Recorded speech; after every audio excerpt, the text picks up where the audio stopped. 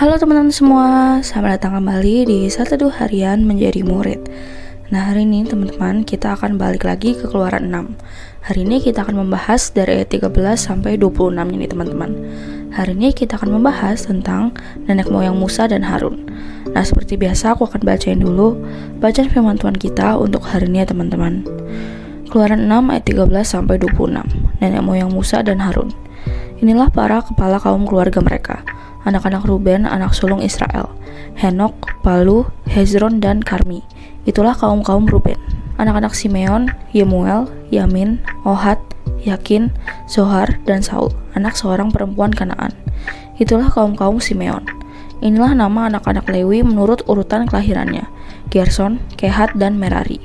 Umur Lewi 137 tahun. Anak-anak Gerson, Libni, dan Simei menurut kaum mereka. Anak-anak Kehat, Amram, Yizar, Hebron, dan Uziel. Umur Kehat 133 tahun. Anak-anak Merari, Mahli, dan Musi. Itulah kaum-kaum Lewi menurut urutannya. Dan Amram mengambil Yokebed, saudara ayahnya, menjadi istrinya, dan perempuan ini melahirkan Harun dan Musa baginya. Umur Amram 137 tahun. Anak-anak Yizar, Korah, Nefek, dan Zikri. Anak-anak Uziel, Misael, Elsafan, dan Sitri. Dan Harun mengambil Eliseba, anak perempuan Aminadab, saudara perempuan Hason, menjadi istrinya, dan perempuan ini melahirkan baginya Nadab, Abihu, Eleazar, dan Itamar. Anak-anak Korah, Asir, Elkanah, dan Abiasaf. Itulah kaum-kaum orang Korah. Eleazar, anak Harun, mengambil salah seorang anak perempuan Putiel menjadi istrinya, dan perempuan ini melahirkan Pinehas baginya. Itulah para kepala kaum keluarga orang Lewi menurut kaum mereka. Itulah Harun dan Musa yang diperintahkan Tuhan, bawalah orang Israel keluar dari tanah Mesir menurut pasukan mereka. Mereka lah yang berbicara kepada Firaun, raja Mesir, supaya mereka membawa orang Israel keluar dari Mesir. Itulah Musa dan Harun. Ya demikian teman-teman, bacaan firman Tuhan kita untuk hari ini. Sekarang kita langsung masuk ke satunya ya. Oke guys, jadi dari 13 sampai 27 itu, kalau misalnya dari kemarin ceritanya tentang Musa ketemu Tuhan, menjadi mediator Tuhan untuk ngomong sama Firaun dan bangsa Israel, tiba-tiba di bagian ini seperti diinterupsi ya guys. Nah, hari ini menceritakan silsilah Israel yang ada di Mesir pada zaman Musa dan Harun. Di 13, penulis kitab menuliskan kepala keluarga yakni ayah mereka. Karena mereka hidup di zaman patriark dan sistem keluarga patriark, maka penulisan silsilah pun berdasarkan laki-laki sebagai kepala keluarga mereka. Misalnya keluarga utama suku Ruben, ada Henok, Palu, Hezron, dan Karmi. Itulah keluarga utama suku Ruben. Di ayat 14, anak-anak Simeon daftarnya persis sama, baik dalam nama maupun urutannya dengan yang diberikan di Kejadian 46 ayat 10. Di Yemuel, Yamin, Ohad, Yakin, Zohar, dan Saul, anak seorang perempuan Kanaan. Itulah kaum-kaum Simeon. Dan 15, anak-anak Lewi.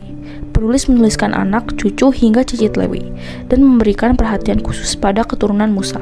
Panjang umurnya Lewi ini guys dicatat bukan dari pertimbangan kronologis, tapi untuk menunjukkan berkat Tuhan atas keluarga Musa. Di ayat 16 ada anak-anak Gerson, anak sulung Lewi.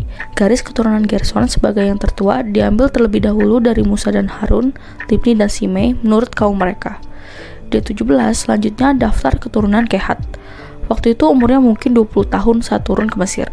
Hidupnya lebih lama dari Yusuf yang meninggal sekitar 70 tahun setelah turun ke Mesir. Putra tertuanya, Amram, kemungkinan hidup sezaman dengan Yusuf selama lebih dari 50 tahun. Di 18, Bani Merari termasuk yang paling penting dari keluarga Lewi. Di 19 ada Amram, juga dari keluarga Lewi. Amram yang ini keturunan ke-7. Ia menikahi Yokebed, saudara perempuan ayahnya. Perkawinan antara bibi dan keponakan merupakan hal yang umum di banyak negara zaman itu dan tidak dilarang guys. Di 20, anak-anak Izar, itu ada Korah.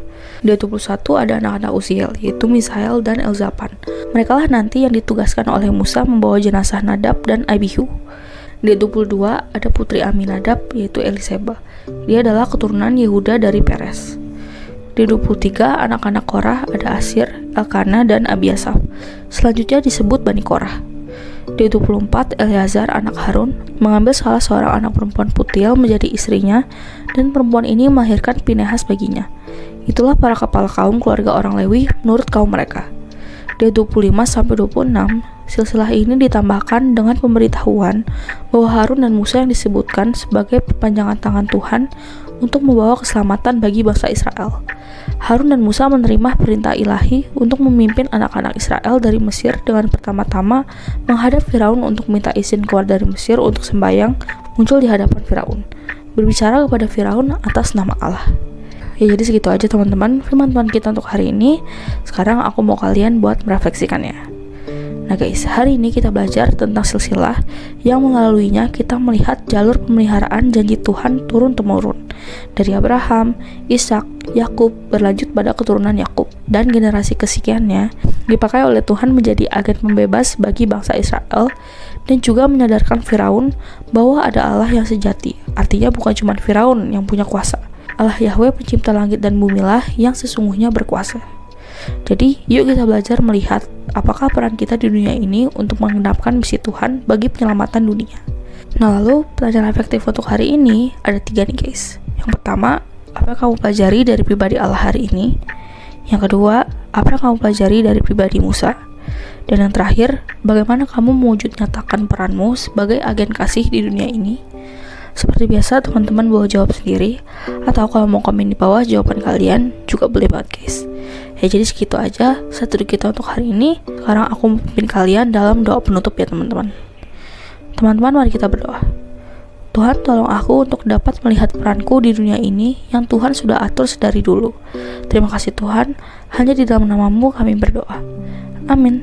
Tetap semangat guys, Tuhan Yesus beserta kita. Thank you for watching and see you in the next video. Bye-bye.